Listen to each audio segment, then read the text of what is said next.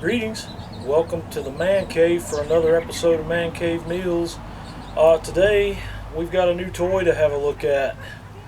We've got the pit barrel cooker, so we're going to take this guy out of the box today, have a look and see what's in there, take a look at the pieces, how it goes together, and see what kind of mischief we can get in with this cooker. So let's get started. Okay, I've got everything out of the box on this pit barrel cooker. And what we're going to start out with here is the base. This looks like a pretty heavy cast or powder coated base with some horseshoes to hold it up. This is what you're going to set your barrel on, and we'll lift the barrel up, set it right on top of the base. That keeps the bottom of the base up off of whatever surface you're cooking on. We've got a really heavy duty charcoal basket here. Expanded metal, steel, very heavy duty. And then we have our powder coated lid with a horseshoe handle on it that'll sit right on top of the drum. And we have our two pieces of rebar that go right through these holes.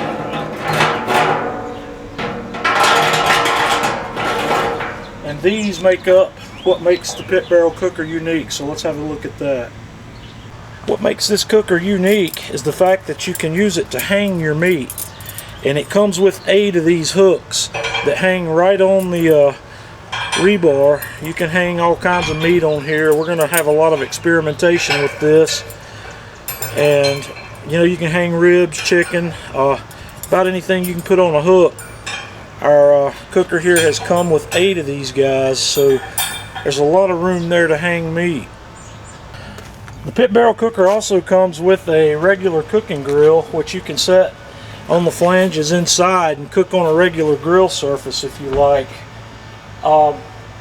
We also, what I forgot to show you before, we have a hook handle where when we're hanging those hooks, we can use the wooden handle to lift those hot hooks up out of the cooker, so you don't want to burn yourself.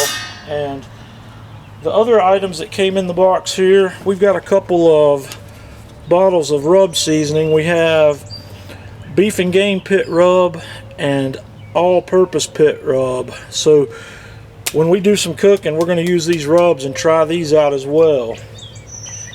The final items that came in the box here are a business card with Mr. Glanville's telephone number right there on it. If we have any issues, we'll give him a call. It's got his email address, and there is one sheet of instructions. This is all you need to make this thing work. So based on having read these instructions already, I've got one change I'm going to need to make to this cooker, so let's have a look at that. Okay, on the lower section of the pit barrel cooker here, we have our air intake vent.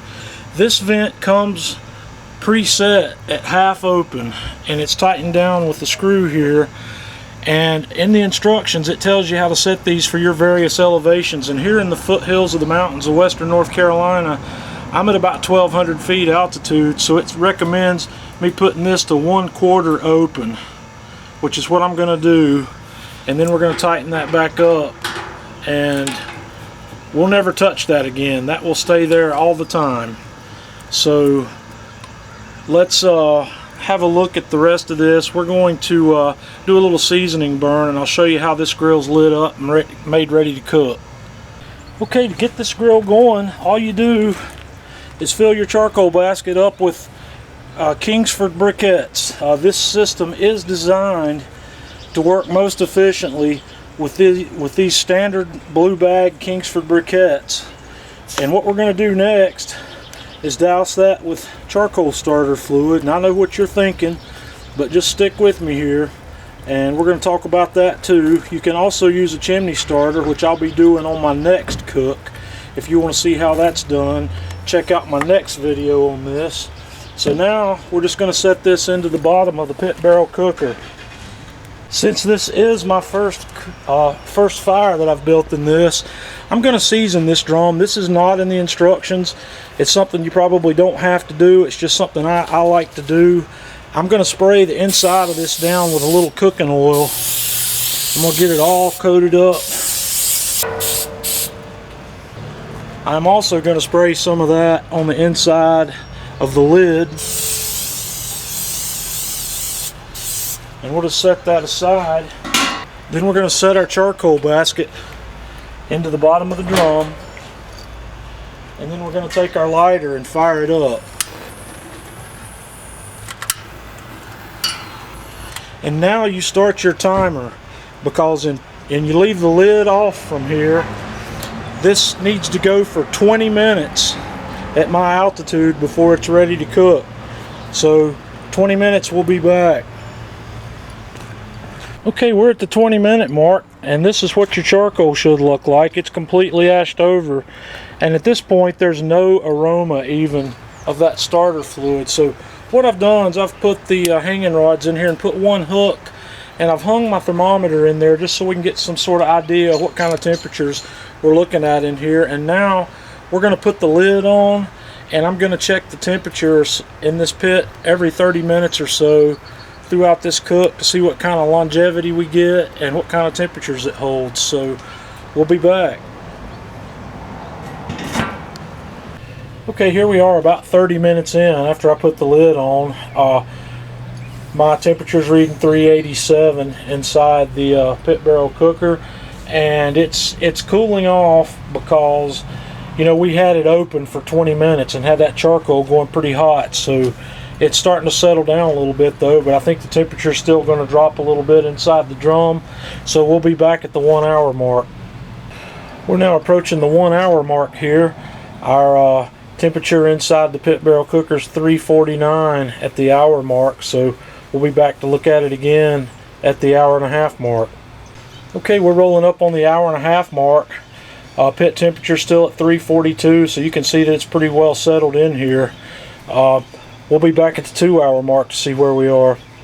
Here at the 2 hour mark, we're still holding there at 329 in the pit. It comes down a couple of degrees, you know, every half an hour or so. It's still looking like it's going to be a formidable cooker. So we'll come back at the 2 hour 30-minute mark. We're now 2.5 hours in, and we're still holding up at 307 inside the pit barrel cooker. So we're going to let it keep on going and come back and see where we are at the 3 hour mark. Okay, so we're rolling up to 3 hours here. Pit's holding at 295, so we'll be back to look at it again at the 3.5 hour mark. 3 hours and a half in, we're still at 284, so we're still at a reasonably good cooking temperature there. We'll come back at the 4 hour mark to see where we are.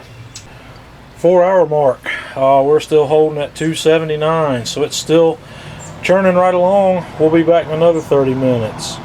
Okay, we're 4.5 hours in and still at 266 degrees, so we'll come look at it again at the 5 hour mark. Okay, we're rolling up to the 5 hour mark. The grill's at, well, it just rolled down to 248 from 250, so this thing's probably got some more cooking time left on it. But we're going to stop right here, I think, because from what I've seen so far, there's nothing I would ever put in this grill that would not be done by now. So we're going to wrap up that part of the test and have a few closing comments here. Okay, in closing, for our first looks at this pit barrel cooker, I'm very impressed with what I've seen so far. The reason I ran this timed temperature test is to satisfy the geek factor that I have and a lot of other people have. They want to know, you know, how long is this thing going to run? What kind of temperatures do you get out of it? And we see that from the numbers that we all just looked at. So that's going to wrap up our overview.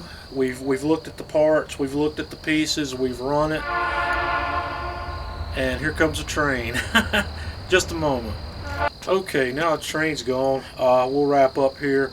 Like I said, we've seen all the parts, pieces, and looked at what kind of temperatures and times this thing's capable of cooking. So the next thing we're going to do in our next video is we're going to cook. I'm probably going to cook a couple of chickens. I am personally out of smoked chicken, and I've been promising some to a friend of mine, so we'll probably cook several chickens in here, and I'll show you how that's done, and that'll be our next cooking video on the pit barrel cooker. So until next time, Man Cave Meals.